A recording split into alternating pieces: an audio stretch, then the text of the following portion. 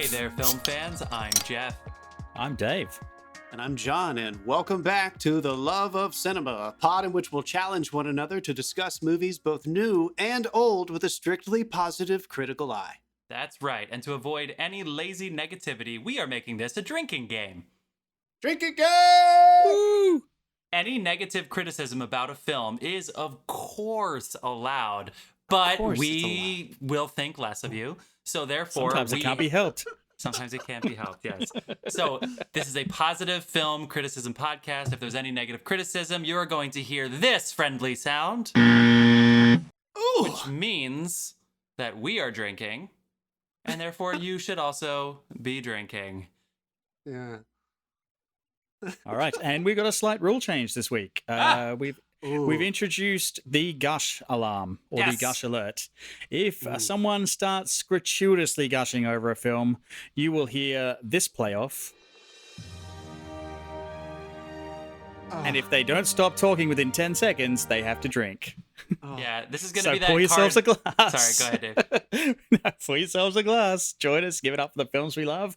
And a film at the end that might need some love. Might need some love. We might be drinking. It's basically some tough love. I don't know. So we have the gush alarm and the film at the end, which both might be. What's that card in that drinking game, King's Cup, where it's a waterfall and everybody just has to chug? Oh God! I think it's an ace. Yeah. That's what today is going to be, most likely. Thanks for listening, as always, Mom and Dad. John, why don't you give us some shout-outs?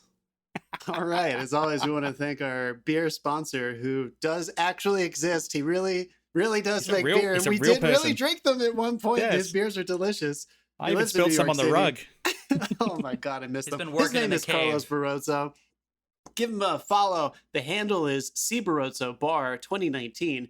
That's CBARROZOBAR 2019. And as always, the music you hear on this episode and every episode is provided by the artist Dasein. That's Dasein, Dasein. You can find all the music available for free downloads at soundcloud.com/Dasein-artist.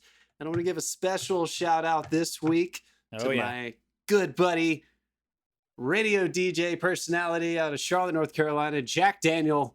You can find him on K104.7 in the weekday show from 3 to 7, I believe. He was very kind to us this week, gave us a personal review, wrote it down, put it on his radio website page, personal page, shared it on the socials, gave us a nice shout out on his actual show on Thursday, which was really cool. And we are very excited to announce that he is going to join us as a guest host at the end of this month. We are not quite sure which week yet. It'll be either the third or fourth week, but we are really looking forward to it. He is hilarious. He is awesome. I have known him for a long time. He is a true professional, very funny, very cool. He's a big listener of the show. Can't wait to have him on. Thank you, Jack D. We won't hurt you. We won't hurt you. We're going to fuck you up, dude. Yeah. You're going to get fucked up on this show, Jack Daniel. Yeah, oh my Jack, God. You will not be in charge of the buzzer. That is for sure. Hang on. And just for everybody listening, we shout you out if you shout us out. So, proof is in the pudding there. We would like to thank all of our listeners in the Charlotte metro area who tune into Jack's radio show. So those of you reading the episode notes, or at least the title of the episode before you pushed play, very intelligent of you. Way to use social media, way to use all the apps. So you know what we're going to be talking about. We have chosen 3 films from the film year 1996. I actually really like this year because, again, if you've looked at the title of the episode, it is basically films that not only do we all know the name of, at least, but we're talking about huge stars that are still relevant stars today. So it's funny to see, 24 years ago, what was going on with these particular stars, because this was a fantastic film year, 1996. We'll talk about it in a second. First, let's go around the horn and do a little, what you been watching? Dave, we like starting with you first here. What have you been watching?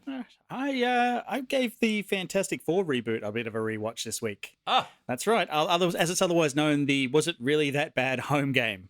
Mm-hmm. And yes, it fucking was. Oh no! Is it that bad? God, can they not get that one right? It starts off so good and then just loses its way. And I know this was another one that was famous for studio interference as well. I think also the director might have been a little crazy. There was a lot of conflicting media that came out there a while. But yeah, I gave it a watch. It does some good things. it does some bad things. It's it's on Disney Plus. Have a look. Awesome. Maybe. Awesome. Nice. Yeah. I was a terrible film fan this week. I have some family visiting me this week, and I did not watch any extra movies. I'm still pushing ahead with the Star Trek, crushing Doctor Sleep. I'm reading that right now. That's been a fun read, but I was a bad film fan. Bad film fan. Somebody slap me. Bad film fan. I watched the film of that a couple of weeks ago. Any Tenet news? Should we get our Tenet Jesus quota for the fucking episode Christ. out the way? Tenet news. I had Tune also in every week for your Tenet updates, folks. Yeah. I also had a busy week. So I did not watch a film, but I did watch World's Most Extraordinary Homes on Netflix, which is fantastic. Best part of the show, all of these homes are sustainable. They're environmental. It is really fantastic. And man, they use some big words to describe these homes. Good for them. Jeff. British, the Brits. Jeff. What? Yeah, no, Fine, fucking, don't you fine. start talking about that. Jeff and I played some Fine. fucking golf this week. Shout out to the golfers out there. I did play Fuck some yeah, golf. let's do it, dude. I am a sports fan, so I have been watching the PGA Championship, which, as we're recording, is in the final round. There are about 4 holes left. Paul Casey and Morikawa, local hometown hero, are in the lead at 11 under. I also watched 2 episodes of Dance real Moms, fast. and Shut up. Don't you fucking talk about your fucking reality TV show. Are you done talking about reality TV? Did you watch anything of substance? Real fast, I wanted to no. shout out, I did watch the pilot of Devs because what we talked yeah. about, you recommended it, dude, and I totally dug it. Yeah. I can't wait to continue with Yeah, that it show. it just goes from strength to strength. On a couple right of up my episodes in. alley, dude. Thank you for Awesome. saying that last week. Little quick bit of news from this week. They dissolved the Paramount consent decree. yes, you posted about that. Talk about it a little bit. Yeah, it's a little. It allowed studios to own their own cinemas, a la the old studios of the Golden Age. Makes total sense. I'm going to make a prediction right now. I will Yep. say all Disney has to do is keep limiting their cinema releases for their tentpoles, and they will send these guys bankrupt and swoop in and buy them, and we'll all be going to Disney cinemas. Dang. Yeah, I've been saying for years, I think it's going to kind of be a new version of what it was. I think the big streaming places, like you're already seeing in New York City and LA, Netflix has bought some small theaters. They're Yeah. doing their things. You're going to see Disney. You're going to see the big streaming services start to just buy up houses because they're a one-stop shop. There's no middleman anymore. They're going to make it. They're going to produce it. They're going to exhibit it. And as long as like Amazon and Netflix to some extent keeps their interest in indie films, I welcome our new overlords. I can't wait to go to the Amazon Cineplex. Fine with me, Nice. dude. No, not really. I can't. As long as there's doesn't lead to corruption, because that caused a bunch Yeah, of problems in it at really the end of old did. Hollywood. It It's like- really fucking ruined everything. But anyway, let's Yeah. fucking And as do long, it, you guys. As long as Let's some do of that it. money goes to like pay for the Wait, homeless shelters. I don't One more have quick, fun benefit. one more quick thing. You know the star James Hong. Yeah. He Daniel Day Kim started a GoFundMe to get a Hollywood star for this guy because he has over like almost 500 acting credits to his name and doesn't have a star. I saw And that article. I actually went there to donate it, and it's closed. Okay. They got the money. They've got the money. They made Good, their nice, 55,000. So Give that hopefully- man a start. Yeah. if planes have opened again, I may fly over for this because that guy's in so many films I love, and this is a very, Aw. very well earned Hollywood star. I saw that article because it basically said, "Is he in the most movies of anybody alive?" Because I think Quite I think on possibly. IMDb it's somewhere around 500. I'm trying to think of what the because everybody would know him if they saw him, and Yeah. I'm trying to think of like the best example for him. But Big Trouble in Little China, Kung Fu Panda, Avatar: The Last Airbender. yeah. As a voice character, and he wasn't in A lot of voice- the a lot of really voice really bad characters, movie. Oh, okay. We've already been there. Hashtags like 3 weeks ago. Anyway, James Hong, give him a Google. Shout out. That's awesome. All right, let's do it. 1996 film year. You ready to get to it? Ready to get to it. Hell yeah, All right, dude. I'm ready guys. to get there. Have you done your research? Do you know what the highest grossing movie of 1996 was? By No. far. Tell me, By tell me. far. Actually, I remember this because my brother's birthday is July 2nd. Why would I steal this from you? My brother's birthday is is your July favorite thing 2nd. And the highest grossing movie actually starts on July 2nd, so that's when it came out. John? And it I was. have no idea. What is Independence Day. I thought that was Oh. 97. Of course, I was gonna guess that. Damn it. Oh yeah. Independence Day came out on July 2nd, 1996. I believe my brother bought a block of tickets to the movie, and so many people snuck into the cinema somehow that like some people had to sit on the floor and stuff. It was a huge opening. $817 million worldwide, which today would probably be double. Number 2, Twister. Holy shit. You know what's funny? Yeah. Twister out-earned Mission Impossible. How funny is that? Fucking Twister, man. I was gonna ask, I thought it might have been Bill Mission Impossible for number 2. I think a lot of people didn't have faith in Mission Impossible when they first made it. They do now. Well, yeah. Well, if they listen to our podcast, they do. You also have The Rock with Sean Connery and Nicolas Cage. You also have The Hunchback of Notre Dame, 101 Dalmatians, Ransom, The Nutty Professor, Jerry Maguire, Eraser, Evita, and then The English Patient, which cleaned house at the Oscars. You have Mars Attacks, which is super fun. And for some more deep cut film fans, you've got Scream, the first Scream movie. Yes. And if you've ever thrown up in a movie theater, it's probably because you've seen Trainspotting. Holy shit.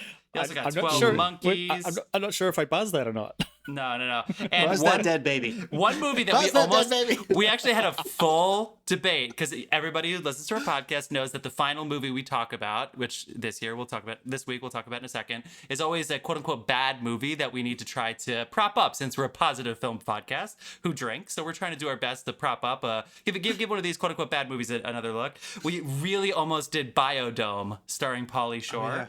We really thought we were going to. I think we couldn't find it anywhere. Right. I wanted Black Sheep, but Black Sheep wasn't actually quote unquote that bad of a movie. You've got Dead Men Walking. Fun movie. Anyway, Bottle Rocket was the breakout for Wes Anderson and the Wilson brothers. So many good movies. Anything else you guys want to say about it, or should we just get right to it? Let's get right to it. All right, people. Dude. The first film we are going to talk about, of course, is what I consider to be the Coen Brothers' signature film, Fargo. Fargo, 1996. You have... I literally have the wrong Fargo up here on my notes here. You have William H. Macy. You have Frances McDormand. You have... Steve Buscemi. Steve Buscemi. Yeah. Oh, my God. Directed by the Coen Brothers. Frances McDormand won an Oscar for Best Leading Actress in a Film. It was actually really fun. So a lot of people know about Fargo. A lot of people have seen it. I don't know if a lot of people have seen it recently. We had somebody in the house here. We had Chloe's mom who hadn't seen it in a long time and completely forgot about the plot of the movie. But she's like, it was one of those experiences where she loves the movie, she loves the characters, she loves the accents, and she just forgot the plot, which is really, really fun for us to kind of go back through again. So long story short, William H. Macy hires hitmen to kidnap his own wife, because he's broke as fuck. They never actually really say why he's broke as fuck. Yeah, don't wait for that reveal. It never comes. Never comes. So he needs money, and his father-in-law is super wealthy. So he believes that if his wife gets kidnapped, his father-in-law will pay the ransom. He'll split the ransom with the kidnappers, who include Steve Buscemi, and then all will be well in the world. Now, obviously, that goes horribly wrong. The best part of the movie is this is all set in Minnesota, the northern part of Minnesota, just near North Dakota, which is where Fargo is. So this first meeting and this deal happens in Fargo, North Dakota. So the accents are ridiculous. The snow, the wall of snow, the personalities, the characters are awesome. But the movie actually does a little bit of, I guess it's a bait and switch, because you think the movie is about the kidnapping going wrong, but that's really just part of it, because as soon as the kidnapping happens, you have one of the best literary redirections, and that Frances McDormand now becomes the lead of the movie, who is a pregnant detective who is tasked with trying to solve the crime of these kidnappers who just decided to kill a state trooper who pulled them over, and then they decided to kill other people who witnessed this. So the kidnappers' crime you don't even see her till half an hour in the film either. Right, and then she becomes the lead of the movie from there on in, and she's brilliant and breathtaking, and that's enough of an introduction. Since I'm not looking at my notes, since I had the wrong ones up. It's another tight one. It's like an hour 35. It's pretty tight. It's pretty tight, and a lot happens for sure. Who wants to dive in here? So this is for the Gush Alarm. Obviously, we have the Gush Alarm for this episode because this movie's fucking awesome. This movie's a fantastic movie. I mean, not hard to be a positive film criticism podcast when you're talking about Fargo. Look at John. John's trying to dive in here. Here we go. Well, let's give just a little context, because I think Why, you didn't like my context that I gave? You didn't like my context? That was wonderful. No, I'm in a full sweat. I'm in an attic right now, so if I'm stumbling, I'm dripping sweat down my face. Bro. I wish everyone could give a shout out to our YouTube video so you could look at this. Oh my God. An orange shirt. It's just like the sun just staring at me. All right. It's not a visual podcast, not a visual medium. So Joel Coen, the Coen Brothers, we kind of grew up if you grew up in the 90s, you grew up like with them becoming who they are Dave, you probably got to witness like them doing this. So let's just give them a little context that this is 96. Barton Fink was pretty damn successful. That was 91. Miller's Crossing was very successful in 1990. Raising Arizona, 87. But Fargo is the first one that seemed to solidify them in the Coen Brothers thing that gets people to come back again and again and again. And I feel like this movie is, when you go back and you watch their entire canon, I feel like this movie is still stands alone as possibly the best example of their essence, which is that strange, wry comedy and intense violence. Yeah. I mean, because the year after this, they made my favorite Coen Brothers movie, Big Lebowski, and I absolutely love that movie. It's not a totally different tone, but it's a different tone.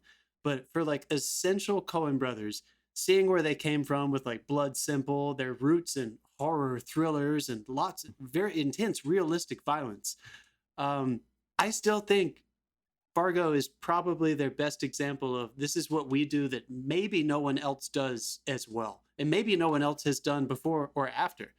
They really do stand alone with that kind of thing. Do you guys do you mind if that way? Well, I have one. I kind of, what I would say to that is, now maybe I'm overstepping, so I'm gonna go ahead and do what I always do on this podcast and print my first draft for the whole world to hear.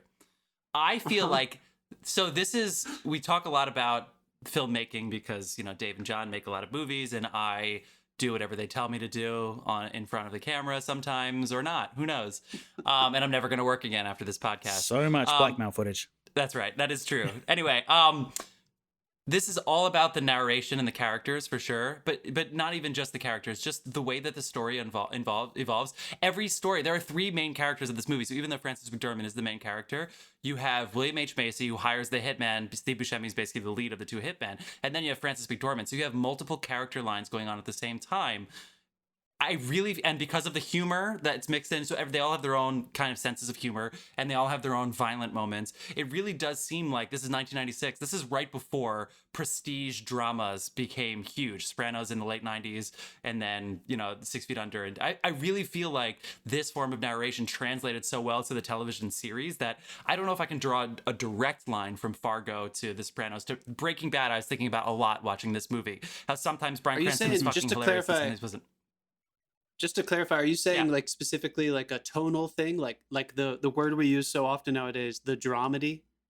Is that kind of what you're getting at? Is that kind of what you're saying? So I guess what I'm saying is the combination of the tone and that narrative form, and that every character, if they wanted, it's almost like they could have their own show. You just put them into one show, draw it out over 10 episodes, and then you've got a series. This has a series feel, which is why they probably adapted it to 2014 with different characters, but just the mode of this, it just reads like all of the stuff that we come to love. It's a comedy, but it's not hilarious. It's a drama, but it's not terrifying, scary, or dark. It's like, it's all of these things going on at the same time. That Ozark, like all of these shows seem like they were inspired by this.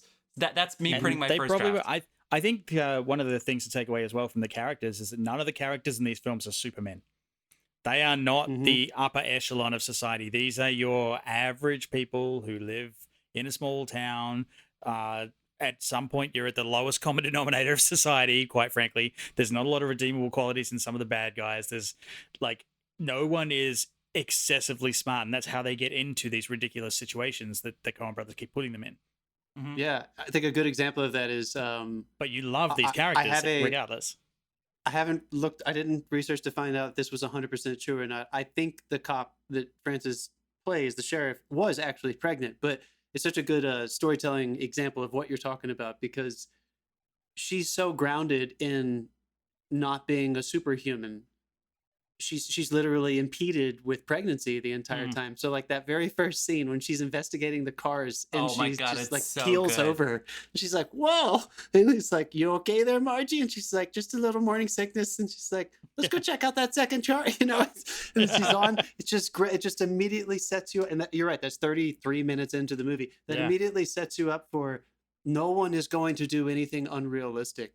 And yet this is as exciting as real crime can get. I mean, that they open, how compelling is it? Just the opening pre-script writing.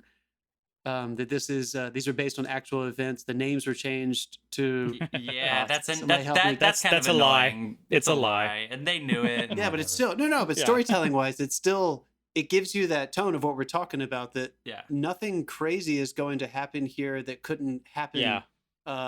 This is not a superhero tale, like you're saying, but this is the kind of shit that people in her position have to deal with. There are regular people out there who are sheriffs who you will never ever hear about that have to solve mysteries of murder and mayhem. And it's not so goddamn dramatic all the time. When you show up to a murder and they say, "Do you need to eat anything?" She's like, "Nah, Norm made eggs. Let's go look at that trooper." And she like goes look at this dead trooper. Yeah, it's like, and of course the way they filmed, it's subtle. It's like it's such a good texture. The whole thing, it's subtle, but it's larger than life. But if you expect to see a larger than life movie, you're going to be disappointed. It really, which is again back to my little. That's the last time I'll talk about the not serialized, the prestige drama thing. It's like it just rolls, it just moves forward. It's not about the yucks or the ahas, even the violence. Just and soars. even the way it's filmed. Dave, talk about Roger, dude. Like everything we just talked about, like he grounds it even more with the simple way that he films it. That opening shot. This is Roger Deakins before I knew who Roger Deakins was, like when I first saw this. And you can tell he had some fun on this. Apparently, the original storyboards of the film only used static shots. And he came on board and basically he lives for framing. So he managed to make the mundane interesting and in some cases introduce some downright foreshadowing. And the first shot you see of William H. Macy is through blinds that are bars. And things like that, and like these actually the extreme wide shots in this film were a personal favorite of mine before I even knew he did them. Like when he goes wide, it's like the environment is a character in this story. It is. It's so. It becomes a story device. Yeah. It's so.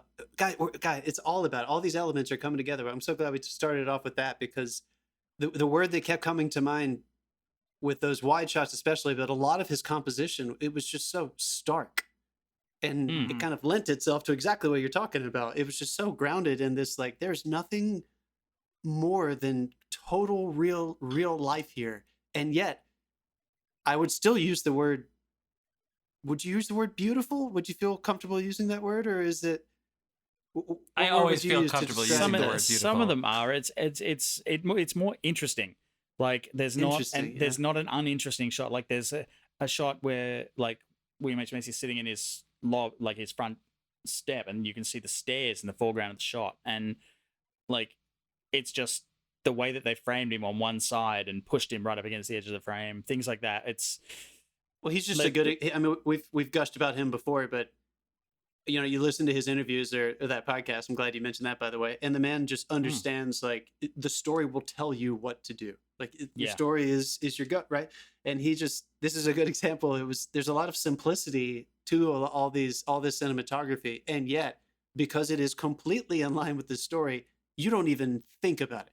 It just fucking works. Right. And yet it's still beautiful. Like I still think it's like really good cinematography that it is. I want to talk about the performances, Jeff. Let's fucking go there. William H. This was probably the first time as a young person that I noticed him. And then I got obsessed with him after Magnolia. But this one just destroyed me. Just watching that kind of person become more and more anxious and insecure. The build in each scene is great. The opening scene at the bar is wonderful. How frustrated he gets. But then his whole big arc is huge as well. But that final time where he snaps a little bit when she comes to visit him one more time in his office.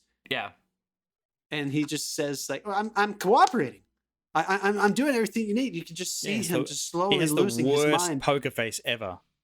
And it finally builds to how cathartic is it when you see him, even though he's getting captured, like in a way it still feels suffocating. I but actually when he didn't know finally that just because screams at the very end and he's losing he lets go an entire lifetime of frustration in 20 seconds. I mean, that's pretty much what it is. His eyes are so huge, and they're always worried throughout the movie, which they should be because he did the stupidest fucking thing imaginable in this movie. But he's so concerned the entire time. So I Frances McDormand's a hero. If you listen to this podcast every episode, we've gushed about her in the past. She truly is sent from above. I don't understand why. I mean, maybe Meryl, just that time period was different, but like she is everything that any great actor or actress has ever been in the history of film cinema. Like she has done it every single time. She is never disappointed. She is perfect. I really mean that with all sincerity. And in this movie, she is 100% perfect. You see it once and you say, that was really great, but William H. Macy was great. Steve Buscemi was great. She was masterful. And to that scene, John, that you were talking about, I wrote down that this had to be one of the most fun days of acting on film of all time with the two of them. Because when William H. Macy starts doing that, she does what she did perfectly in 3 Billboards too, is she is stone cold still and just looking at him and going, you have no cause for being snippy with me, sir.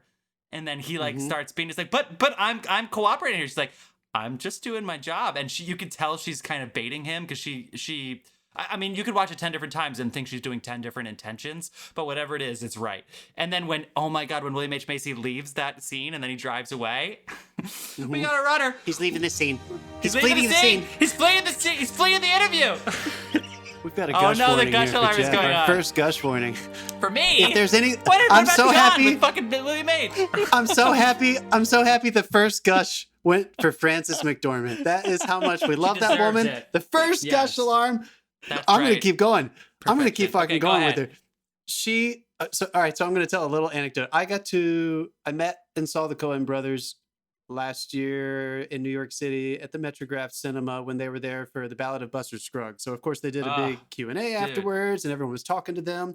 And everyone in that theater was a huge fan of them. So the person who asked this question wasn't an angry, critical, sensitive person, but somebody did ask the question that they are tired of fucking hearing. Why are your movies so violent? Why do you guys like violence so much? And they didn't choose to answer.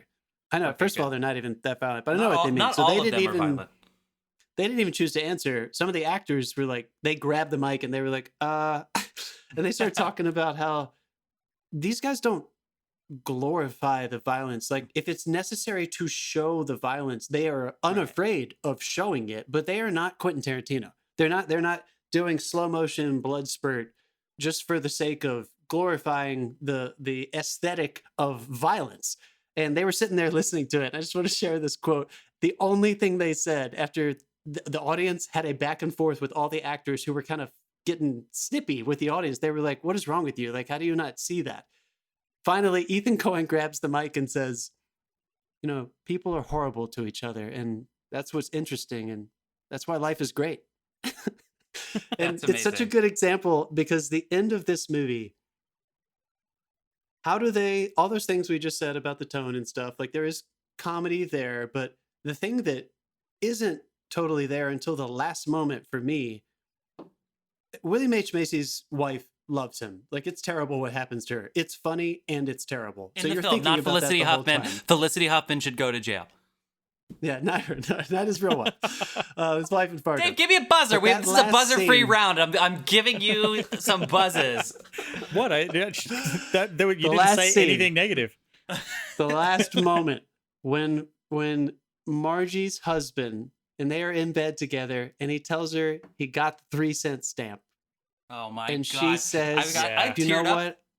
I mean, that scene right before where she's driving him, she's like, it's a beautiful day. I just don't get it. Money's not worth it. Also, it was not a beautiful day. It was so snowy and foggy. It was so funny. She was like, it's a beautiful day. But this scene in the bed, it just adds this other element where, like, you didn't think they were maybe you didn't even know they were capable of doing that with this story or just as filmmakers in general. And then at the last moment, they show you true love and support. And it is so simple. It's just this tiny little shot of this middle-aged couple that loves each other, that goes to work every day, totally supporting each other. Every time I watch this movie, it sneaks up on me, and I have a full heart by the end of this. I'm gushing. Yeah, hit me. Well, I think the last line of the movie is her saying this. Also, she's the hero of the movie, and she says, we're doing pretty good, Norm. Yeah, oh my God. This is like literally the night she saw a guy pushing a leg down a wood chipper. She That goes would put home things in that perspective. night. She literally sees a foot being pushed into a wood chipper, and then she goes home that night and says, "They chose your mallard," because I guess he was painting a mallard for the stamp. And then he said, "Nobody uses just the 3-cent stamp." And she said, "People always need the little stamps whenever they raise the postage." Yeah, you know, we're doing pretty good, Norm. Oh no, that's not the last line. The last line is 2 more months. Because she's pregnant, and that's when the baby's due. 2 more months. Yeah. This has nothing to do with the rest of the movie, and yet it has everything to do with the rest of the movie. It's so fucking good. In my opinion, Dave, you talk about Steve Buscemi. Do what you got to do. I mean, Steve Buscemi is always a pleasure to watch. And he's kind of funny looking. Oh, in any particular way? That's yeah. It's just kind of funny. It's like he's such a good sport about that sort of thing. But if you're used to fast-paced films, this will look like it's going nowhere for the first minute or so. I beg you to stick with it. Like it's on purpose. It's on part purpose. Of their comedy, for sure. They lull you, they bring you down, and then it slowly spirals out of control. Wait for Franny. Yeah. If you've had a really shitty day, this is the perfect film to watch to put things in perspective. Mm-hmm. It's like it could always be worse. Yeah. And you will probably find yourself inadvertently mimicking the Minnesota accent for about 24 years after watching this film. That's normal. Yeah? Yeah. What are... Yeah. When she interviews those 2 girls, the 2 hookers. Yeah? Apparently she based her accent off of the one on the left, the one who talks the most, who tells the story about her aunt with the cigarettes. That's really funny. We could talk a lot about everything, all the supporting characters, all the cameos. I just want to ask you guys really quickly, what's your favorite Coen Brothers movie? Is this it? This is it, but I'll give a different answer. Dave, go ahead. I'm tied between this and Lebowski. Oh yeah. So John, yours is Lebowski, right? Yeah, for sure. I've watched that movie like 15 times. Not to step over you, John. This movie came out 2 years after. Lebowski came out 2 years after this in '98. 2 years. All good. Excuse me. No worries. I think mine is definitely this. But if I had to come up with a second, I think I'm actually gonna go with "Oh Brother, Where Art Thou." I just love the fantasy element of it. Yeah. I think it's fun. Fun, dude. Odyssey. I can tell you though, if you do like this and you find yourself wanting more. Like they did make a hit TV show. God, it's good. And it's on 4 seasons now? They're about to drop the 4th, right? Yeah. They're about to Fargo. Nora Fall. Yeah, Chris Rock. I have it I haven't seen it all. I haven't seen it all the way through, but I have it on good authority that they show you what happens to the briefcase in the series. Really? So if you're wondering what happens to that money, it does come up. No characters turn up from it. Don't expect any characters from the movie, but apparently the briefcase does feature. That scene is so fucking funny, dude. When he looks left and right. There's also have you seen the film Cut Bank with Liam Hemsworth? No. Liam Hemsworth, John Malkovich, Bruce Dern. If you like Fargo, you'll probably like this. It's more of an indie kind of one. But it has a very similar plot. He's filming or taking photos of something, inadvertently takes photos of something he shouldn't, and the whole situation devolves from that point on in this one town. It's a similar sort of concept, and not a bad film. I caught that a couple of years ago at a film festival. I want to give a quick shout out to Carter Burwell, their composer, who has worked with them a lot. They are Midwest boys, and they love that folky thing. Obviously, Brother, Where Art Thou? They really lean into it. I love Carter's score in Fargo. That theme is rock solid, and the way he voices the kind of twangy string instruments, it just fucking fits. I don't even think it should fit, and it fits. I don't know why it belongs in a snowy setting, but it works. It feels Renaissance-y, right? Like it feels like a minstrel show or something. Yeah. Should we do movie. Again, we could talk about the supporting characters. There's some great Mike. I love the guy that tells them that there's the guy at the lake. Like he kept saying that, he's getting lonely down there at the lake. And it's like it is one of the best. Honestly, it's one camera angle. Day player. And unbelievable. It's a day player shows up. The cop is back towards you, and the guy is talking, and they don't even cut away. They're like, this guy is perfect. Anyway, we can talk about these all the time. Let's do a quick favorite quotes. Do you guys need a second? I'll do my favorite quote while you think, for sure. I mean, there's so many. We're going to bomb these. Dave, just get ready to buzz our Minnesota accents here. So mine is no question. And I guess that was your accomplice in the wood chipper? She goes up on everything at the end. Yeah. Dave, you got one? I don't actually have a line, but I do kind of like when the father... Like you establish the father of his wife starts bargaining with the trying to bargain with the kidnappers and knocking the price down. Yeah, that's right. That's funny. It's like the one thing you get is everyone in this film who is in or was in a uniform is nice, and everyone else who wasn't is a complete and utter fucktard. Yeah. Like, they're a despicable person. I have one more, but John, you go first. I mean, I think it's that thing I mentioned earlier, that little line where she like, oh, it's just a little morning sickness. All right, well, let's go check out that new Trooper car. Yeah. I really like that one. I also like check out that it's Trooper. just such a throwaway, but you know what? I'm going to tie it into the thing I was mentioning earlier. When Norm, it's Norm, right? That's her husband's name. Yeah. When that little scene where he just brings her some fast food and they're eating in her office and he kisses her on the cheek and she goes, "You got Arby's all over me, Norm." He kisses her. Every time you see them, they're eating or in bed. She's so touching. It's so sweet. I love, and it's her delivery, man. Her deliveries are so good. She's driving in the cop car.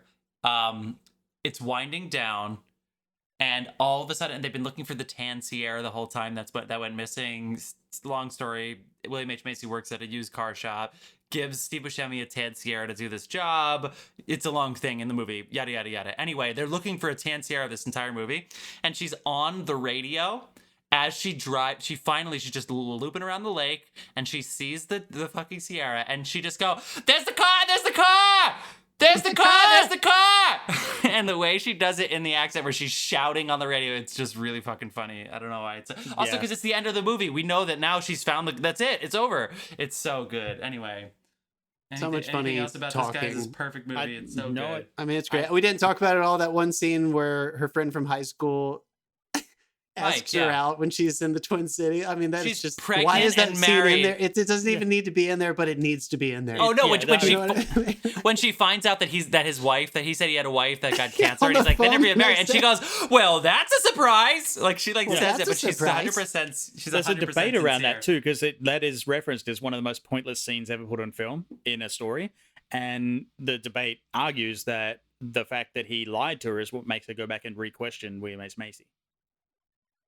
Oh, very good.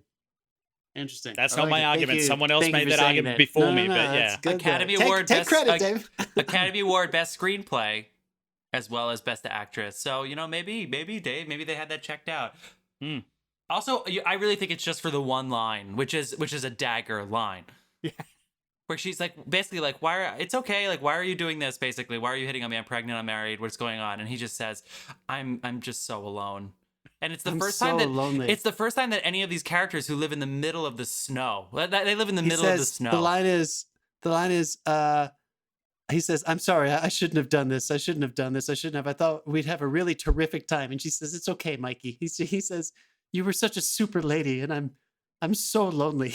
Yeah, but it's the first time that any of these characters admit that they're just lonely. Like, they're just alone. Yes. It's a touching scene. If I wasn't married, I'd go out and try the pity routine right now, just based on that scene. Honestly, dude, I think that's a good time to bring this home. It's good. Anyway, so much heart, so much violence. This Fargo. It's worth a rewatch, you guys. It's worth a rewatch. That narrative, man. Where did we watch it? Where did we see it? This one's worth a purchase.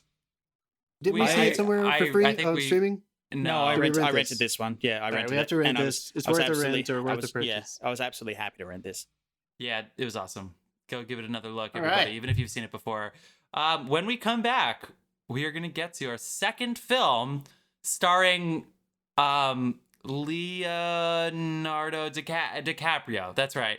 Yes. And Claire Danes. Baz Luhrmann. Australia, Dave! Woo! Romeo and Juliet. Stick with us. See you soon.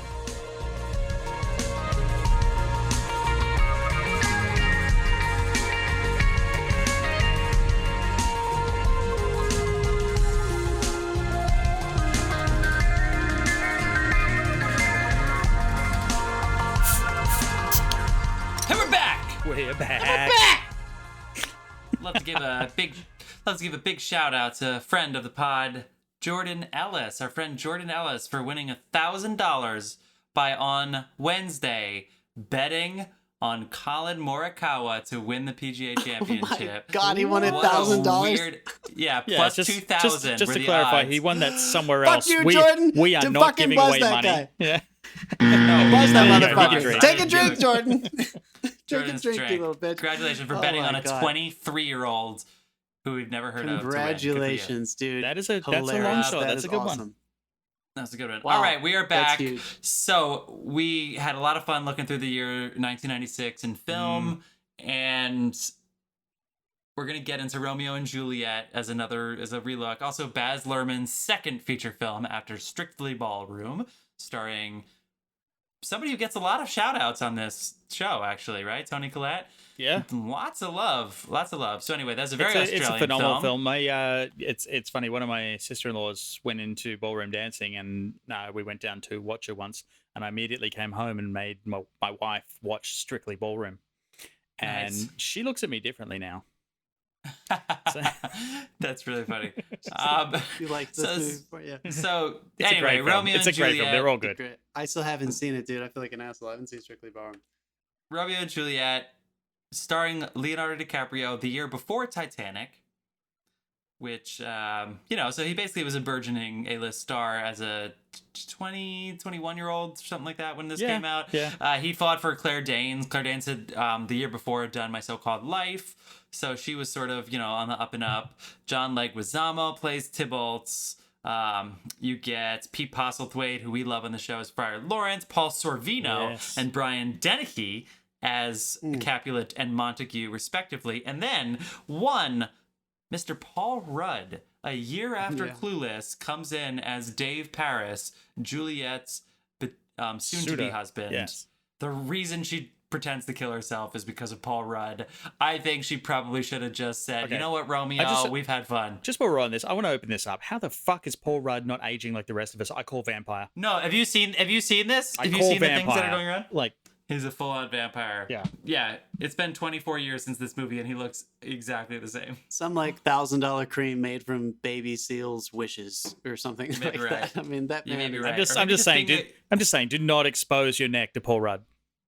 Maybe just being a good person. You age well. Okay, so 1996. It's Shakespeare. It's Romeo and Juliet.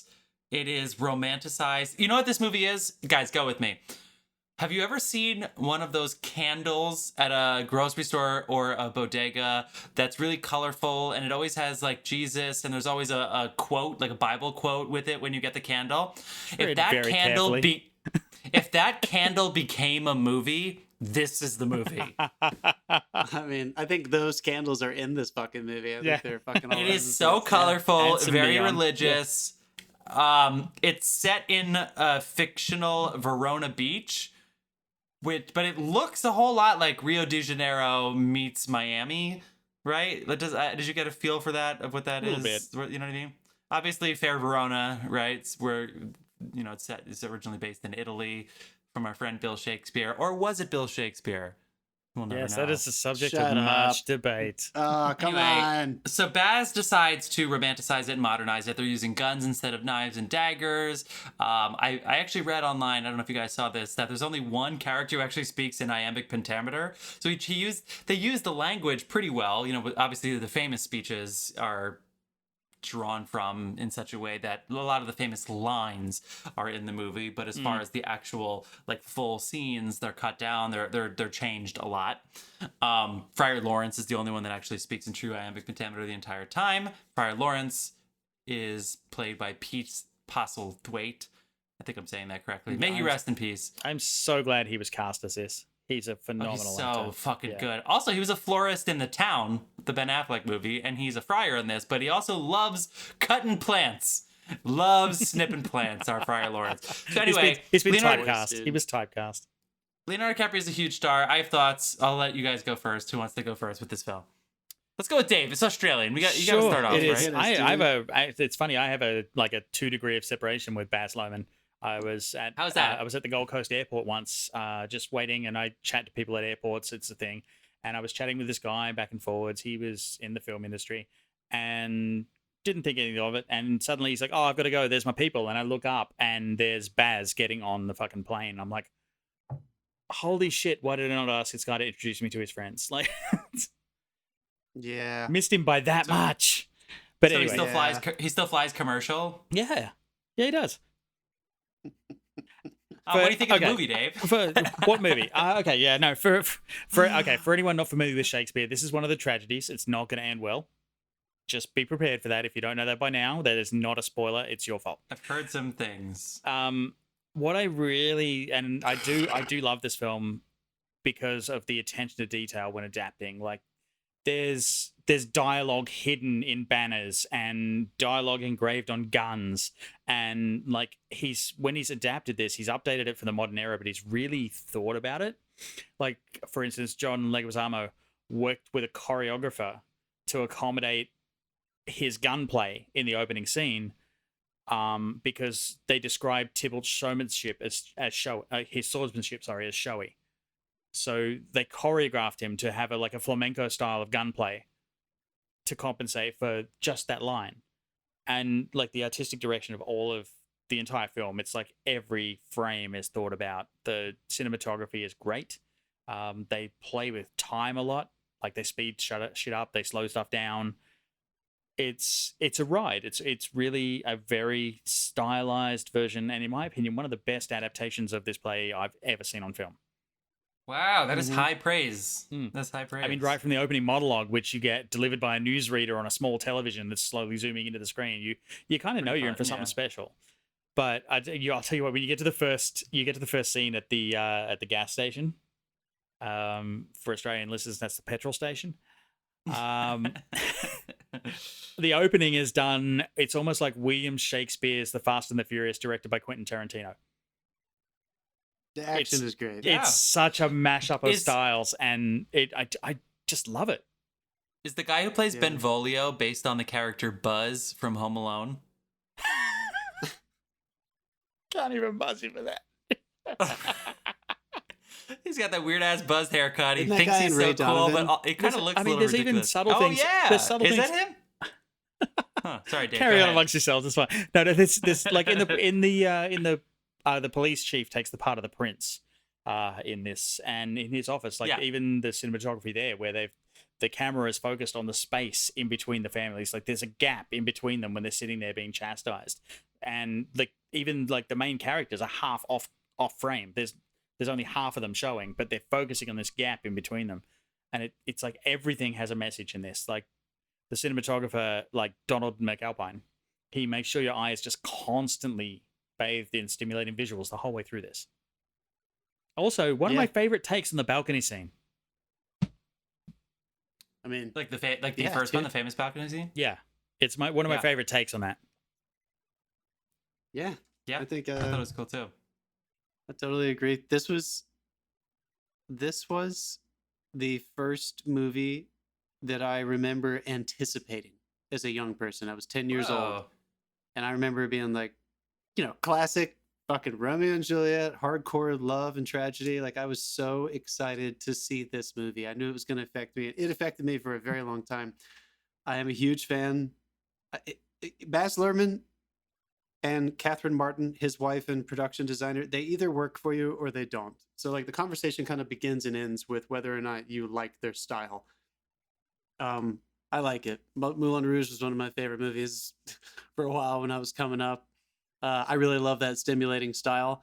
And acting wise, I mean, dude, I completely agree with you. Anyone who says Leonardo DiCaprio is overrated, give me, who says that? Give me their fucking name. Honestly, yeah, compare anyone else to someone who has sustained a canon of above the bar work for this long. I mean, like you said, he's only 20 or 21 when he's doing this, and he doesn't, I mean, he's Romeo, but like the way this play is set up, and they did a good job with this adaptation too. He doesn't carry the whole movie on his shoulders. He's not in every single frame, but he does his fucking job. And the ones that matter, I mean, this story does not work if you do not believe that these two actually would go to the lengths they're willing to go to. You can't just get lost in the language. You can't just get lost in Baz Luhrmann and Catherine Martin's design. The work that they do, and I agree with you, Dave, that balcony scene, that thing changed my life, dude. It is staged so well. It's staged so well. It's such a good, because anyone who's in the theater world, especially, but you see it in movies too. They've definitely tried to adapt this stuff a lot. Every time someone tries to adapt Shakespeare out of the general period that it was conceived in and is usually put on, it's gonna be it's gonna be a struggle for you if you don't get on board. And I think I'm just saying, Tom Hooper, before you do another musical, maybe watch this fucking movie. Honestly, yeah, no, I think it's a lesson. I feel like they used many creative ways, not just in adapting and in an interesting translation of the script, the way they used the medium of cinema to convey actual lines or sentiment from certain passages or lines that of Shakespeare is the most creative adaptation I've seen. I like the Branagh straightforward adaptations as well, but this one stands alone. I don't think anyone has adapted it with so much style and so much. How do you take something like Shakespeare and make it so personal? You can tell this is a Baz Luhrmann film. The action is through the roof. No one hears about Romeo and Juliet when they're coming of age and thinks, oh, it's an action. There's action in that movie. Yeah, there's a couple of sword fights, but like this action is on fucking point. The gas station blowing up, the way they get into the end of the exposition with that first fight, how their fight at the gas station, which is incredible, erupts into a citywide brawl that gets the entire families involved. Ends with the helicopters. I love the usage of the TV news anchors as narrators. Yeah. And then the work individually, the casting is super on point. I already talked about Leo. Claire Danes is wonderful. I think she's awesome. Yeah. She's kind of young for me to say this now, I guess, but I remember when I was a teenager, I think the most beautiful person I had ever seen in my life was her through that fish tank when they first see her. Oh yeah. When he first sees her in the bathroom. I had never seen any girl look more beautiful to me in my whole life. John Leguizamo as Tybalt is amazing. Yeah. 100%. His use of the language. It's too easy. It's one of those examples because sometimes you go to see theater or film again. But sometimes you go see theater where you see Shakespeare. Yeah. Sometimes you go see people do Shakespeare and you see them like an Ian McKellen or a Patrick Stewart. You see them put on the whole deal with this is the way you say iambic pentameter and this is how you express it with certain inflection and stuff. And then sometimes you see someone like John Leguizamo who throws it away and he's like, no. I'm going to ground this in total realism. It's not going to be bound by the rhythm of a pentameter. And it still worked. I'm not saying he ignored it completely, but he made it so his own that he almost never sounded like he was speaking iambic pentameter Shakespearean writing to me. And we have got to talk about Harold Perrineau, who plays Mercutio. Holy fucking shit. Yeah. Holy shit, cross-dressing Mercutio. This is she one of my Mab favorite characters. Unbelievable. If also, you don't think... Sorry, go ahead, this is one of the best tripped out sequences since The Big Lebowski, I would say. Yeah, I'm going to talk about that. Baz Luhrmann, this is the last thing I'll say, and I'm going to pass it off. Baz Luhrmann, I'm always a huge fan of when anyone can mess with gender bending and really create a strange fluidity of gender and character, and he is just a master at it. He does it in all of his films, and Harold Perrineau in this just takes you on a ride. From the moment he comes up, you're like, wow, this is going to be fun. He kills the Queen Mab speech, and that transition with Young Hearts Fly Free into the party is fucking 10 masterpiece. Yeah. Going into him dancing on the stairs, using the voiceover of the singing. I remember the first time I saw this, I was just thinking, I was only 10, but I remember thinking, I just didn't know you were allowed to do any of this with movies. I didn't know you were allowed to do this. And it worked. The whole thing fucking works all the way up through his death. He's probably my favorite performance in the movie, but there's so many great ones. What do you think, Joe? Well, so Harold Perrineau is Michael from Lost. He's also in Oz, if you guys think the name's familiar. Not Mike. Michael. I actually didn't realize he was Michael from Lost. That's amazing. Yeah, and Walt's the son, in the dog. second and third Matrix. He plays Dozer's brother. And anyway. Yeah, he's awesome. So, and if you don't think this movie did have an impact afterwards, Mercutio especially, but Mercutio and Benvolio have been notorious casting anomalies since this movie came out. Gender bending, trans, people cross-dressing, and it had to have been some kind of influence from I mean, a cross-dressing Mercutio at the Capulet Ball is fucking awesome. It's a masquerade. They can do whatever they want. And that is just, it's incredible. Anyway, they talk about the shoes and the heels and stuff. And that's from Shakespeare. It's brilliant. It was so good. So here's my... I did like this movie, too. The show loses steam at a certain point, and... the movie does a little bit as well. Obviously, when the humor dies out, they tried really hard with like Leo kind of tripping when he's leaving Juliet's bed, basically the day before all the shit's gonna go down at the end. It's like the last time they're gonna see each other alive after they know that, you know, things are going bad. They try to like sneak some humor in because they know that it's just droll after that, and it's tricky, it's tense. Claire Danes was awesome. I'm not blaming anybody. It's just, you know, after a while, it's like, oh god, man, it's the play. Yeah. There's one sort of, I think it's a misconception about the two characters in general of Romeo and Juliet. Juliet is the archetypal lover, but Romeo is not necessarily the archetypal lover. He is, if you follow his behavior, he follows more along the path of the fool, and it's called out by all of his friends and family, and even in this movie a lot, Friar Lawrence, where they keep saying, wait, Romeo, you just felt this way about Rosaline. Like, why is Juliet different? And I think we, especially in modern society, just assume that Juliet's different, like she's the one now. But there are so many hints that this is just Romeo's behavior, but we never really get to see that in the play. I was worried rewatching this because that opening sequence at the gas station, as John and Dave, described really well, it's so frenzy. They do freeze frames where they put the characters like names up and like subtitles. They're like Benvolio, Romeo's friend, fucking awesome guy, and then they like move on in the sequence, and it's very, very lush. And I'm like, okay, but we always forget the point of the story of this, which is Romeo is reckless because he thinks he's in love.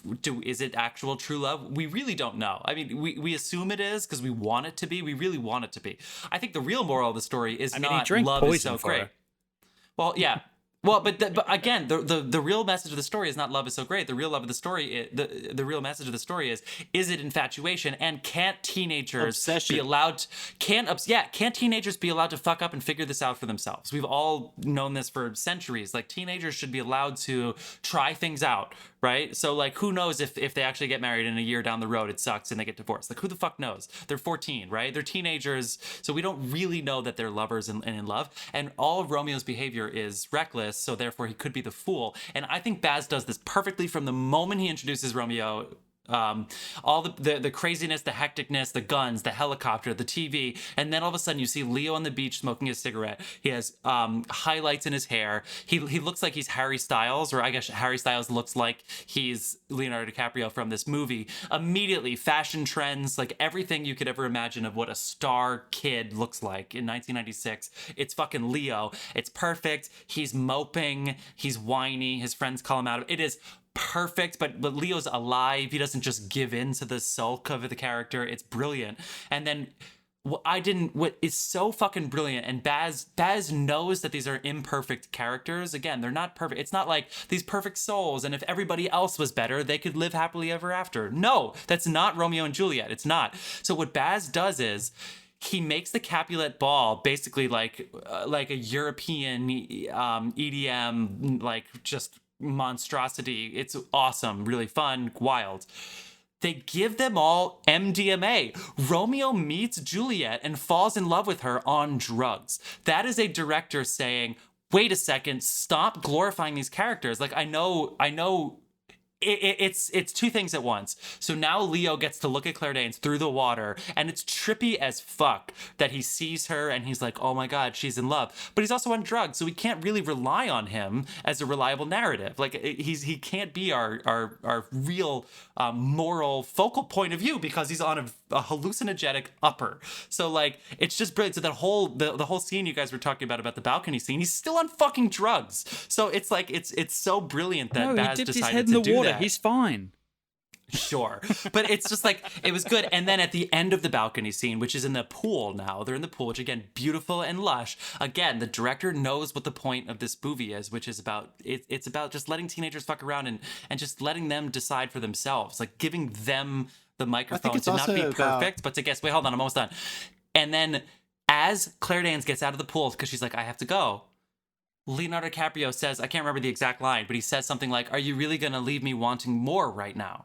And Claire Danes stops, and she turns around and looks at him and says, "What more would you want of me tonight?" Which is a very, very clear, like, wait, are you just trying to hook up with me moment. It's a very, very clear. And Romeo basically goes, just the promise that you're going to be faithful to me in love. And she's like, sure, I'll be faithful to you in love. I'll see you tomorrow. And so again, it's very deliberate that they're dating. They're dating here. And yes, it spirals and it goes crazy. But if they didn't have restrictions, they wouldn't have to try to marry in secrecy. And then maybe they could figure out for themselves if it wants to work out or not. And I think Baz did that brilliantly. That's my rant. No, dude, I totally agree. I think this is about we're like breaking down Romeo and Juliet now, but that's so well said, because I have always felt that like Romeo is a false audience surrogate in this tale. I think what Shakespeare was ultimately trying to talk about was obsession, and what are the two polarities of obsession are hate and love. Mm-hmm. And he has these two families who are blind up through the very end of this, and you think that love is going to set them free if you for a moment get on board with the priest and you have him as your surrogate and you are an optimist and you think this could change everything. But if you're brutally honest about what's happening, this is not a love story between two teenagers. This is a terrible tragedy of watching adults be blinded by obsession and teenagers who, of course, we know don't have a chance but to be blinded by obsession. Also, there's this endearing quality. Did you early on, before they settled into the love story, did you get a hint of a Godfather series there? Like, you've got the two aging patriarchs who are losing control of their families because the young kids think they know better. Interesting. For sure. I mean, a little bit, and House again there. To give. It also helps to cast Paul Sorvino for that. I was about to say to give Baz credit, just more of how he knew what the fuck he was trying to do. Maybe it's not the only way to tell this story, you guys. We're not saying that, but this is a very personal, true perspective. By casting someone like Paul Sorvino, who is amazing, it was just unbelievable. When he screams at Tybalt, when he screams at Julia, I mean, it's just like, God damn it. At the Capulet ball, when he's just like sticking his tongue out because he's probably on drugs too. I'm not saying you have to do it the whole time, but I teach acting classes, and whenever actors are like, you can't just scream. Like, acting isn't just screaming. I'm just like, have you ever seen Paul Sorvino act? I mean, have they never seen an Al Pacino movie? What do you mean you can't? Are you kidding me? Why do actors need an excuse? Why do they need the perfect reason to scream? Just fucking scream and move on with your life. Just fucking, let's see what happens. But you're right, Dave. I feel like that's he knew exactly what he was trying to do. I feel like he cast people like that because he wanted to set us up for those were vehicles that we could get in on the inside as audience members and understand the broken nature of this script and this story ahead of time, because everyone knows the tragedy of Romeo and Juliet. But when you're a kid and you learn about that tragedy, you think it's two people who earnestly fell in love and then something terrible happened to them and they died. You don't realize that it's much more complicated on multiple levels. And it's kind of Romeo's fault. Jumping Romeo has to blame to that terrible thing that happens. Like the death scene is something that is very hard to stage. And I feel like does it work for you? Oh yeah, they did it perfectly, because like you've got that thing, like she's waking up, everything's gonna be fine, even though you know how this ends. It's like she's waking up. And it just lent itself to cinema, didn't it? There's like a nasty way they stage this, and it like really pulls on your heartstrings because it's just so fucking close to being okay. Yeah. And but throwing back to my earlier joke, if Tarantino had directed this, luckily he would have still been monologuing and she would have woken up. But no, in this case, not happened. And dare I say, too, that also I think Claire Danes, who we know now is brilliant, so it's easy to go back. Because I saw this in 1996, 97. And I, for one, can say I wished I saw Leonardo DiCaprio and I was like, why can't that just be me? Why can't I just be that guy? It doesn't make any sense. She's brilliant in this movie, and she's young. She's a young actress. She's underage, so a little weird that her and Leo are making out and she has a topless scene. We don't see her topless because she's 17, but that was her first scene, by the way. Yeah. That was the first day of filming. Yeah. And Leo was already in his 20s, whatever. So I don't think this is in Romeo and Juliet, but she's so angry at her parents that the anger at her family is done very well by Baz that could inspire her to just end her life when she sees Romeo dead. If she had a support system that was like, I just love you whoever you are, maybe she would see Romeo dead and then turn to her family and say, what should I do now? But I think, again, our tale of Romeo and Juliet is she can't live with herself seeing Romeo dead. But I don't think she can live with her family without Romeo, in a way. Anyway, it's an interesting, brilliant take that Claire Danes did. It's that same thing. Claire did it. She totally pulled it off. But like that scene catapults. So when Paul Sorvino fucking throws her on the floor and threatens her that if she doesn't marry Paris, exactly, his obsession, he has passed on his cycle of abuse to his daughter, and she realizes there is no way to live within this. Now, again, through the eyes of a teenager, they immediately think, I'm going to kill myself. Like, that's right. What a teenager does. And through the eyes of an adult, it's like, you know what? Paul Rudd's a good guy. He does not age. Not too bad. He's Ant-Man. Oh, man. So charming. So charming. I mean, very tiny superhero. To sum up, it's got a rocking soundtrack, diverse casting. It's a faithful adaptation of the language, despite having a few prominent scenes cut. Yeah, it takes a second to get used to. It takes a second because it's combine that with the wonder that is Baz Luhrmann's mind, and it makes this something to behold, not something to just watch. Right, like it elevates it above a normal film. His relationship with Radiohead, that was one of the first times I heard talk show host when they introduced Leo, is fucking awesome. That's a great song. That song that it's literally called. Exit song music for a film. Exit music for a film. Really powerful. Okay, computer. All of his soundtrack stuff is amazing. Craig Armstrong does a lot of his scoring, and he has done for years. But the score went multiple platinum in Australia. That soundtrack is. Hey, we support awesome, our artists. Dude. Unbelievable, dude. It's Wait, are they scientists? Is so David, powerful. Are artists scientists? No, why? Oh, then we would support them too in America. I don't see why. Yeah, I guess. I don't know. That's a weird shit. Fuck yeah. Thank you. We need some buzzes, people. Come on. Yeah, I'm drinking without the buzzes. No, I think we're saving those for last. This whole story takes place in 2 days, doesn't it? I think it's 2 days. Yeah, again, 2 or 3 days. Yeah. Again, except the fact is, everybody who sat there going, Romeo and Juliet, they fell in love so hard that they had to kill each other when they wasn't working out in 48 hours. You know what? Remember when you haven't gotten laid, though, Jeff? It could use a Remember zany... being a virgin? And you're like, if I don't I said, if I don't have this in the next 48 hours... I'm killing myself. I can't fucking take it, dude. Can you buzz this motherfucker for talking about my virginity on my podcast? You know my family is one of my best fans of this thing. Yeah. All right, people. Don't worry about Jeff's virginity. He's a horn dog. It's fine. Oh, come on, guys. Get the fuck out of here. All right, so... We are now winding this down. The movie is 6.7%. 6.7. Oh my god! Those jokes really did this movie a disservice. It really did. I'm sorry. Yeah. It's Romeo and Juliet. It's stylistic. It's not. If you go into it with a bad attitude, you're going to come out of it with a bad attitude. But there's some good shit in there. So give it a shot. Give it another rewatch. Again, it's one of those ones. Just sit back and just let it wash over you. Turn it up, watch it, and enjoy it. So Dave is going to use the random year generator. Oh, yes, and we are going to come up with the year of the films that we're going to be talking about next week. This is going to be fun. So excited. Be a good one, please. Next week, we'll see what it comes out at. Jeff, when did you lose your virginity? I can't hear. That was in 2013. It was before then. It was before that. 2013 is the year we are doing next week. All right, we are gonna brew a little bit, and we'll get back to you soon, film fans. Have a break, have a beer. That's it.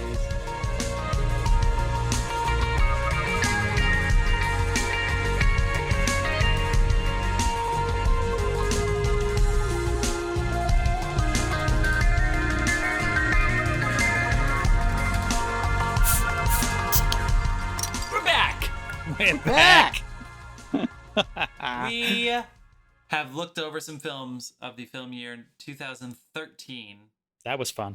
What a fantastic year. Yeah. And we are going to announce the three that we will be discussing at the end of this segment. But first, we have to get to our redemption film of the week, which is our Was It Really That Bad? Where we, a positive film criticism podcast who likes to drink beer, decide to take a look at a film that was not a critical success.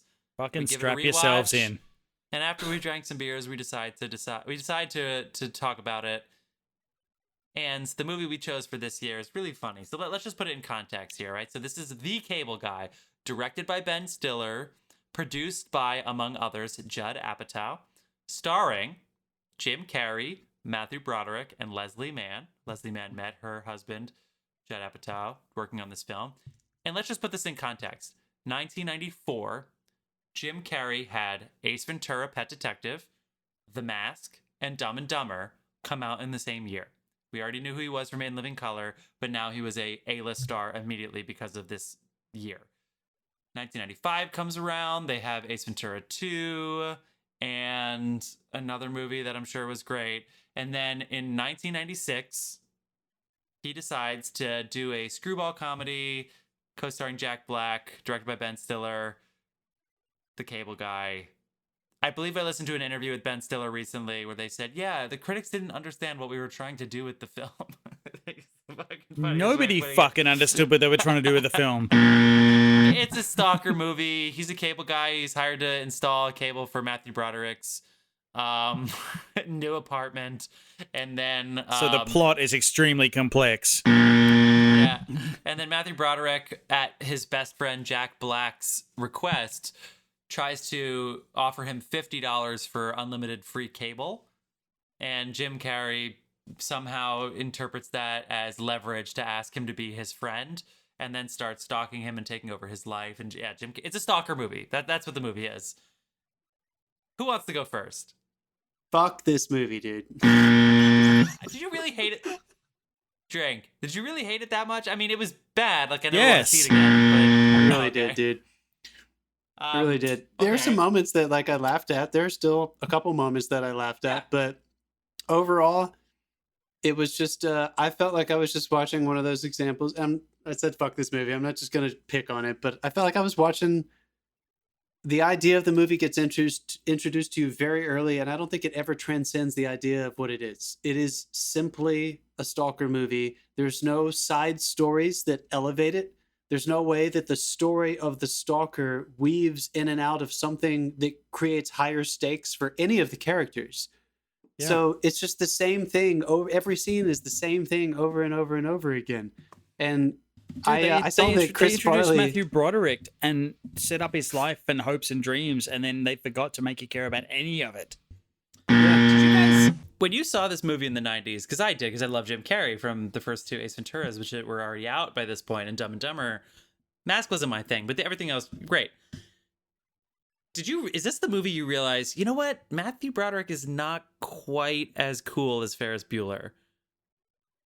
Is this the movie you realize that? Yeah, for sure. I thought you were going to say something about Jim, though. Well, it's too bad because he's the straight guy, obviously, and he's not bad, obviously. He's a good guy. Although I did work at a restaurant once, and he was very unkind that his food was late, and it wasn't just kind of like, man, I'm in a hurry. It was like he was rude. He was fucking rude to our friend Elio, and so Matthew Broderick, go fuck yourself for that rude comment. Take that, Matthew Broderick. I know it's tough, man. Celebrities, you do one thing one time at a restaurant, people are going to talk about it for the rest of your life. No, but people don't forget. It's funny though that you should bring that up because I feel like this would have actually been a better movie if they put Jack Black in Broderick's role. Because 100%, I'm leaning into my microphone. 100% yes. Dave. Broderick underplays his reaction to everything Carrey does, and it just makes it more sinister. Whereas I feel like it needs a bigger reaction to the ridiculousness that is Carrey. I feel like that might have actually saved the movie. To that point, exactly. I'm going to turn this to John, the self-proclaimed acting teacher, as we talked about before. I've taken his class. John knows his stuff. John, I have a question. We talked about Fargo early in this movie, and I mentioned... Do we need a throw in shade alarm? What? There's no shade. It was a good class. John's good. He gave me some notes. Death of a salesman scene. John, we talked about Fargo a minute ago. And I mentioned William H. Macy. His eyes the whole time were like concerned. Like he was unraveling the entire movie. So film acting is basically less is more, is how you're taught, and then they just sort of hope you can act after that, but it's basically like don't do anything. Do you think there's some days Matthew Broderick showed up to set and went, where are we in the script right now? What's going on? And they're like, just be a little disappointed. And he went, all right. And he just was like, I'm a little disappointed. And they were like, perfect, moving on. Like, this is, I'm getting buzzed. Yeah, I mean. No, I know what you mean, dude. I feel like. You're not wrong, but I had a buzzer. This was. You're right. And again, I'm only being an asshole to Matthew Broderick because, again, Matthew Broderick, sometimes some restaurants make chicken soup from scratch. All right? It's not ready to go. It's not he orders it at the bar. And I know you're in a hurry, but it's not the bartender's fault, bro. Get off your. He leaned over the counter and looked into the kitchen. Matthew. All right. Sorry. John, what were you saying? So Ben Stiller made Reality Bites before this. Which is, Reality Bites is pretty good. This was obviously this was kind of a stretch, right? This is a weird thing to try to approach anyway, but I know what you mean. Like, I couldn't help. We are filmmakers, yes, but I don't just sit there and think about how the sausage is made every time I'm watching a film, unless it's not very good. And then you can't help but start thinking of the elements and you're trying to figure out what's wrong here. I completely agree with you, dude. I don't know if this was an assembly issue, a coverage issue, a direction issue, or an acting issue, but I felt the call and response between what Jim chose to do with this character, Jim Carrey. It was wild. It was zany and crazy. It was. And Matthew Broderick, I felt like they were not in the same movie a lot of the times, and I was confused. And I don't even mean that. Sometimes I mean that big picture. Sometimes I mean just literally the takes they chose. I'm not sure if they lined up with the call and response with what Jim was doing and how he was taking it. I think that got in the way. I found out that Chris Farley was supposed to play Jim's role. I think that would have made this movie way better. I think if it was way less dark and way more ridiculous and zany, like if Chris Farley and Jack Black had been the leads in this movie, I think it would have been a different movie and probably more entertaining.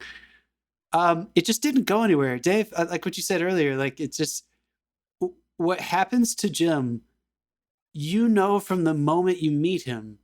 And it's not one of those, like I was kind of the thing I was saying last week about The Witch. It's not one of those situations that's pulled off with nuance and sophistication, which I know it's a comedy, but this can still be done in a comedy. It's not one of those situations where the audience knows before the protagonist knows.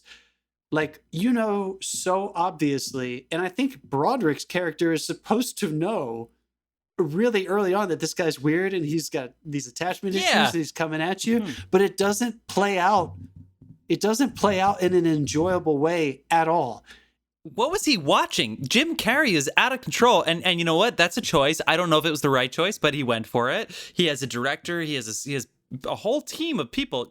Judd Apatow knows comedy. He's got a lot of people around him that could have somehow kindly been like, look, this isn't working out. Let's just come together here. Matthew Broderick chose to do nothing. He saw Jim Carrey being zany and he said, well, I'm a straight man, so I guess I'll do nothing. Even Leslie Mann gave us some context. Like, actually, I'm buzzing you because, Jeff, you've picked your microphone up.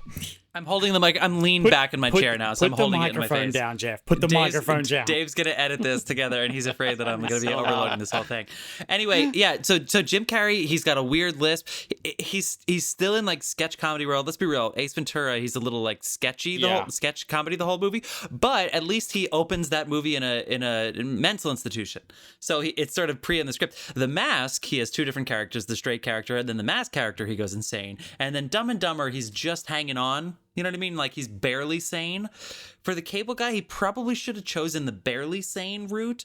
But again, he made the choice to go way over the top. He thought it was going to be a zanier comedy.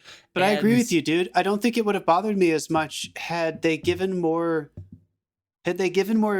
We are really we're trying to redeem this, folks. Had they given Broderick's character more circumstances so that you got to watch him lose his mind in a way other than just from the stalker. If his job had caused more insanity, if his relationship had caused more insanity, so that it finally gets to a place where they are two insane people. But I don't think it really got there. There's that one scene where he punches him. Got there. It never got. It never even got close. Like, he punches him in that one scene where I felt like that was a different movie. Like, that one scene where he was upset with them when his family's they were having family game night kind of stood alone to me because I kept waiting to see that happen. I think that would have been okay with it, or at least more okay with it, had they given Broderick that opportunity because you feel like you were going insane with rage, but there is no outlet for it.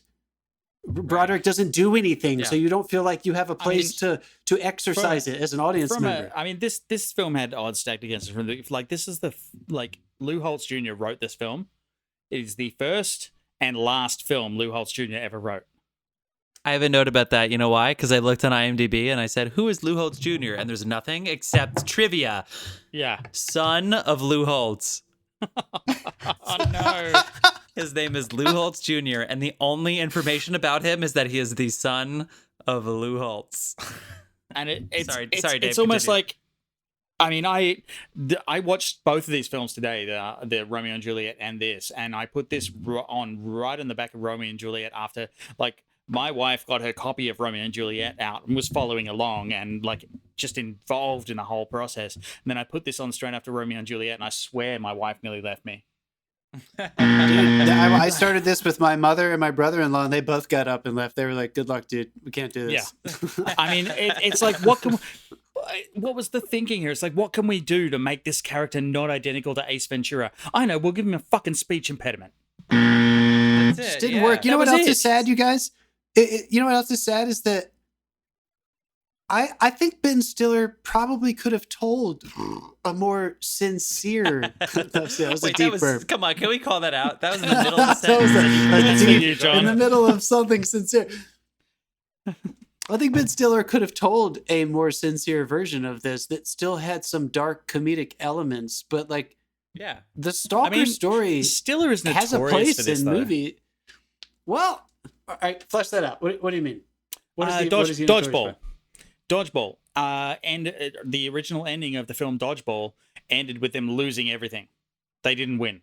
Ben Stiller's character won at the end of that film.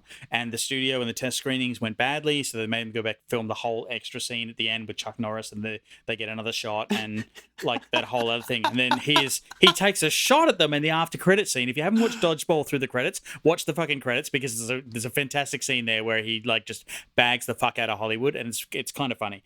But yeah, he is notorious for making these films where it's just like, I'm going to take you to the fucking dark places and I don't care. But that's what I'm saying. Dave, I think if you can dodge a wrench, you can dodge a ball. I love that movie. I think I was a bigger fan of that movie than Anchorman. They both came out the same year. Yeah. I love Dodgeball more. Dodgeball is one of my guilty pleasures.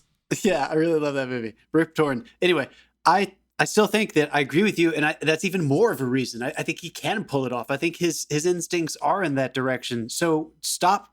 Why did he try to make this funny? I almost felt like I was being called upon. That's Jim Carrey. Like, he wanted it to be funny. Look at the poster. It's Jim Carrey with like an electrical wire. Like, it looks like the Riddler. I mean, they even that was the movie in How many 1995. times did you guys laugh? How many times did you guys laugh in this? I probably laughed 3 or 4 times. 0. I don't know if I laughed. I don't know. I mean, there were things that were funny, but I didn't laugh. When he's talking to her, when he goes to visit her for the first time, Leslie Mann's character, and he says, "You know, I asked someone to marry me one time as well. She's no longer with us. Don't ever go bungee jumping in Mexico. They don't have the regulations." I mean, you can see, like, on paper, there are some funny lines written, but the tone of the whole thing was just a big swing and a miss. I feel like from beginning to end, it's a swing and a miss. It's one of the rules in like that kind of comedy. It's not supposed to hurt, and that shit hurt. Like, he broke his own rules almost. And I gotta say though, just to give a shout out to Ben Stiller, some of the things I laughed at, the only things I laughed at were his little cutaways of playing the twins. When his little real court. Okay, sorry, I stand TV corrected. stuff. There was one thing I laughed at, and that was Eric Roberts playing the twins. That was really funny. You were always the funny one. Because like Eric Roberts cops so much shit in Hollywood. Say what you want about Tropic Thunder, but those cutaways to those movies the are funniest really part funny. about it is Eric Roberts is in on the joke. Like, he cops so much they flack, definitely but know it. He definitely leans into it. Anytime Ben Stiller is like really upset, like, I'm just gonna be laughing at it. So I enjoyed his stuff throughout. I was very interested in that. I don't know, you guys. Even all the way up through the ending, it's like they exercised. We were already exhausted. We understood it. Okay, this guy is a stalker, and they chose to end the movie with him being like, "You really think I'm your buddy?" And he gives him that look, and it's like, it's not over yet. It's like, dude, there is another. There is no sequel coming. Fuck off. Oh, why didn't it end with just a look? You didn't have to say it. Really great if Jason Alexander played Matthew Broderick's role. That might have been fun, yeah. All right, but why are you saying that? Because I think you're thinking what I'm thinking. Why are you saying that? Because I'm an optimist, and I know Jim Carrey's hilarious and funny, and I know Ben Stiller had his own show that Judd Apatow was a writer and producer on. That was not too long before this. I think this was that was the Ben Stiller show, and apparently every single fucking cast member of the Ben Stiller show appeared in this movie. Yeah, I mean Janine Garofalo, Andy Dick. Yeah. I didn't see Judd though, but I guess because he's a producer, he's thought. But Jeff, I think I know you're saying that because Jason would have gone insane. He would have lost it, right? Yeah, exactly. And you're right, McConaughey. Broderick does the opposite of that. He turns into a black hole. It's just like completely. Yeah, sure. Also, there's a real lack of editing in a lot of scenes. I'm not sure what sort of a choice this was, but they don't much rely on camera movement to play this. Like they don't move much. Sorry, they rely on camera movement to play the scene out, and it kind of makes the scenes just dead. Yes, it's weird that they chose to let Jim go so nuts. All right, let me try to say this correctly. It's weird with the cinematography that they chose to be so stagnant while choosing a tone that was trying to be really grounded. So like in Ace Ventura and those early movies that he's in, when he's just improvising like crazy and there's some long takes, it's also kind of stagnant cinematography, but the tone of the movies, those early movies, works because there's so much momentum and there's so much positivity and there's so much levity, but this movie doesn't have that tone. So to choose cinematography like that, it felt like I felt trapped, but not in an engaging, compelling, I'm getting something out of this way. I felt like I'm stuck here, and I kind of feel like somebody should tell them this isn't their best take, or they should do another edit. you know what I mean? Like in a bad way, Trev. They wanted, or just do another one, do it something different. I think they wanted this to be. Let's do it again. This time different. They wanted it to be a dark comedy. Very do it clearly. again. Like, this time, don't suck. Yeah. Just do it different. Do it better. Just do it better this time. They clearly wanted this to be a dark comedy, which has stakes, right? Part of the dark comedy is the hardest genre to pull off. Fargo, right? There are stakes, so it doesn't have to be scary necessarily, but there has to be something. I love that Fargo is up against this. I know. I'm so glad you said that. Perfect. That's fucking perfect, though. That's a good example. We laughed way more in Fargo, didn't we? Because there's an absurdity, because the stakes are so fucking high. The stakes were never high in this, ever. It never even got close. Also, these lines are bad. I know you guys were looking at me. What I was doing was I was looking for our quotes, because I was like, let's see if we can do what are the best quotes of this movie list. And I just went through good luck the finding list one quotes. of them. Did you find any? Did you find any decent ones? I didn't find a single one that was even funny. Wait. This is my favorite. I found my favorite one. It's Ben Stiller. It's the phone call recording that they play at his course. At the oh my god! My twin brother's been shot. I think it was an Asian gang or something. That's there was not this his guy. voice. He looked Asian. That's not Ben Stiller. It's Jim Carrey doing Ben Stiller. Wait, really? Are you serious? Yes. Wow. That sounds like Ben Stiller. Damn. That Good job. sounds like him. No, it's Jim Carrey doing Ben Stiller. Good job, Jim. That's in the IMDb trivia. I mean, Jim Carrey has a new book out that's supposed to be really great. That also hints at the fact that Jim Carrey might have actually killed Ben Stiller's brother. Interesting. Dave, that is X marks the spot that I don't give a fuck about, dude. It's the one, like if they'd telegraphed that, it might have added the one piece of interesting fucking shit in this movie. But see, that's what I'm talking about, dude. Because that's what I'm talking about. There was no outside thing. The whole time we're watching the Ben Stiller things, and it ended up just being a comedy spoof. And then at the end, Jim Carrey cuts the cable on the town when they're revealing the verdict. Yeah. Which I guess is kind of funny, but if it was the guy from Tenacious D picks up a book and goes, this is much better. It's like, yeah, we get the message, dude. Way to fucking telegraph the point. It was too bad. Anyway, which that's kind of what real fast though. I feel like that's kind of what Ben was trying to do, which is why it just sometimes art just doesn't work. You guys, you look at a painting and it works or it doesn't work. The Hans Zimmer masterclass, he was talking about, like, sometimes I have some composer friends that I have, and I call them into my office and I say, "Is this shit or is it not shit? Like, just tell me straight up. I can't change one thing to make it good. It's either good or it's not." What you just said, to broadcast it, I kind of feel like Ben Stiller was trying to satirize and use the idea of television and broadcasting and try to kind of put an absurd spin on it to try to kind of, I'm afraid that he intended to make this movie. That's what I'm saying, is that he literally tried to do exactly this to try to make a point, and it just didn't fucking work. It just didn't work. Yeah, I don't know. Am I being too harsh? Am I being too angry? You're not, because I watched this on IMDb TV with ads, and they might have been the best part of it. Every time there was an ad, I was like, I have to. I don't know if I can finish this. I don't know if I can finish this movie. Singing like depressing songs. Okay, I'm sorry, but also, I love to, while I'm doing this, I go through the IMDb trivia because it's fun. It's a great resource, and there's a piece of trivia that says the novelization strongly implies. Who the fuck is buying the novelization of this? I bet it read better. I bet it read better than it. Is anybody that fucking bored on a plane? So I'm telling you though, like it's one of those things that could have played out differently. I bet the novel is more sincere. Anyway, that's I'm sorry. I don't want to hate. I don't like hating on it. I like Ben Stiller. I like Ben Stiller's movies. I usually laugh a lot of them. Yeah. Or even his more edgy kind of indie ones. But this one just, it drove me insane when I was a kid. It drove me insane again. It just, God, it was annoying. The upshot of this is like, find this movie, download it onto your device, and when your power goes out one day, still don't watch it. Never, ever watch this movie. Oh my God, I'm so sorry, Ben. I'm so sorry if you're listening. But Jesus, dude, Ben, you've done better. Jeff, since. what did he say? Jeff, what did he say in the interview? How recently was this interview where he was like, I don't think that it was when he did Escape from Glockamora. What's it called? Escape from Doha, whatever the New York prison one with Paul Dano is. It was like 2018, 2019. He did the Hollywood Reporter podcast. Escape from Donamora. I didn't know that. Yeah, I don't think I knew about that. What? It was like Antonio Banderas, Paul Dano, Patricia Clarkson. Fuck yeah. Anyway, it was not. The Cable Guy was not Ben Stiller's first movie. Reality Bites was his first feature film. He did Ben Stiller's show. He's directed segments for Saturday Night Live and shit. Anyway, he learned some lessons before Tropic Thunder, which Tropic Thunder didn't age well. I mean, Tropic Thunder is hilarious. There is blackface, so maybe don't see it. Don't mention that. Really funny. No one's mentioned that. How has that not been mentioned yet?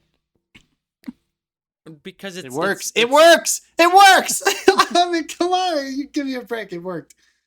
I mean, I get it. Jr. was nominated for an Oscar 12 years ago for it, but I mean, it's satirizing the fact that was a thing. I guess that's how it works. It was satirizing the fact that. It also works because there is an actual black guy in the cast calling him out for the whole fucking time. I guess that might be why it works. What do you mean, you people? That's what I'm saying. What do you mean, you people? Yeah. I think whether Ben Stiller will admit it was a statement of whitewashing Hollywood. It was brilliant. Yeah, I think so. I think that's right. I respect Ben Stiller enormously because I think it's obvious from the movies that followed this. I think he learned from this. So I don't know what he said in that interview.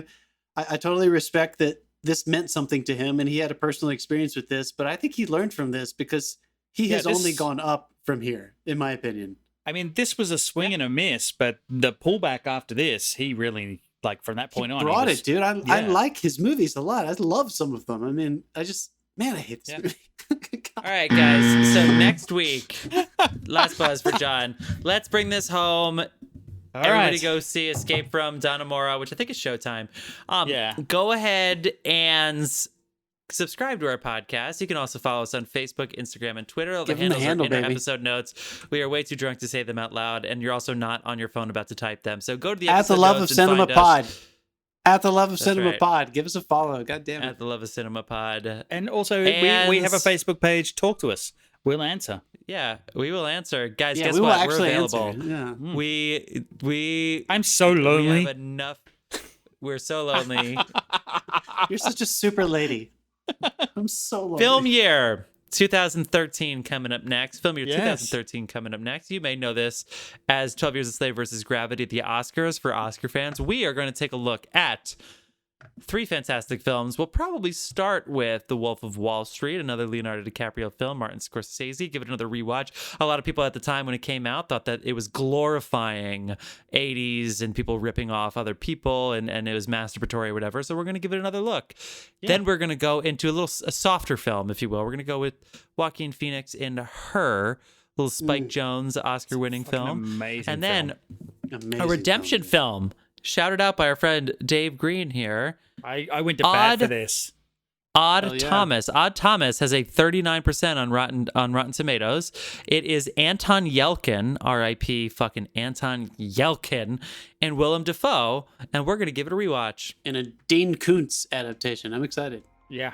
Oh, yeah, Dave read the books. Okay, so excited to see you next week. Thanks for listening. Tell your friends to find us on the socials.